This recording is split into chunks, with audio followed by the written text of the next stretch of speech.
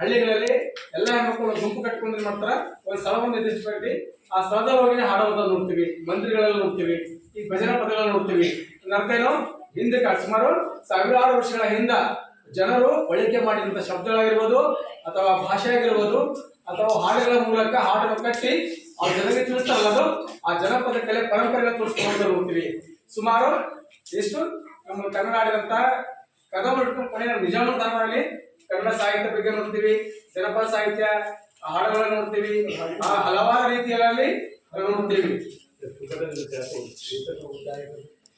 ಏನ್ ಮಾಡ್ತೀವಿ, ವಿಶೇಷವಾಗಿ ನಾವು ಜನಪದವನ್ನು ಹಳ್ಳಿಗಳಲ್ಲಿ ನೋಡುವಂತ ಸೊಗಡು ನೋಡ್ರಿ.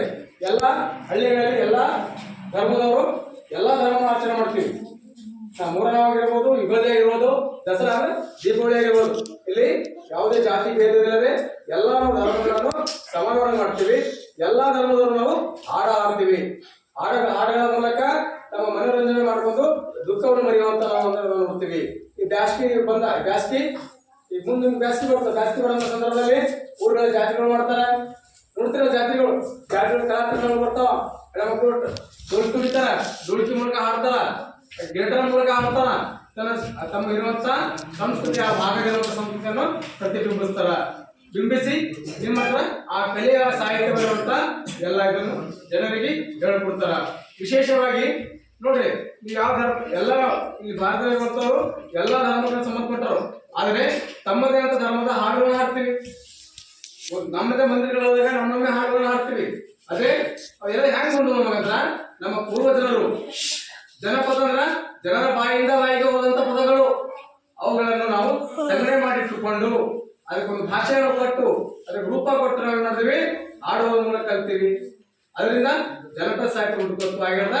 ನೋಡ್ರಿ, ನಾವು ಕನ್ನಡಕ ಪುಟ್ಟ ಬರ್ತೀವಿ, ಮನೆ ಮನೆ ಹಾಡಾಡಿ ಹಿಂಗೂ ಬರ್ತಾರ, ತುಂಬ್ರಿ ನೋಡ್ಕೊತ ಆಡ್ಕೊತ ಬರ್ತಾರ. ರೊಕ್ಕಕ್ಕೆ ಮತ್ತೆ ಲೇಸ್ ಮನೆ ಹಾಕೋರು ಅವ್ರಿಗೆ ಯಾರ ಹೇಳ್ಬಿಟ್ರೆ ನೋಡಿ, ಜನರ ಬಾಯಿಯಿಂದ ಬಂದ್ರು ಹುಡುಕೆ ಬರ್ತಾನ ಮನಿ ಬಂದು ಏನ್ ಮಾಡ್ತಾರ, ಬಸ್ ಹೋಗಂತ ಕಲ್ಲ ತಂದ ಕಬ್ಬಿಣಕಾಯಿ ನೋಡಿಲ್ಲ, ಅವೆಲ್ಲ ಏನ್ ಮಾಡ್ತಾರ, ಜನರ ಬಾಯಿಯಿಂದ ಬಾಯಿ ಬಂದಂತ ಬಂದು ಈ ಸಾಹಿತ್ಯ ನಮಗೇನು ಜನಸಾಮಾನ್ಯರು ಮಾತ್ರ ಜನಪದ ಸಾಹಿತ್ಯ ಉಳಿಸ್ತಾರ, ಅದಕ್ಕೆ ಪೋಷಣೆ ಮಾಡ್ತಾರ. ಹಾಗಾಗಿ ನಾವೇ ಎಲ್ಲರೂ ನೀವೆಲ್ಲ ಜನಪದ ಭಾಷೆಯನ್ನು ಪ್ರೀತಿಸ್ಬೇಕು, ಕನ್ನಡ ಭಾಷೆಯನ್ನು ಪ್ರೀತಿಸ್ಬೇಕು, ಅದ್ರ ಜೊತೆ ಕನ್ನಡ ಶಾಲೆಗಳನ್ನು ಪ್ರೀತಿಸ್ಬೇಕು.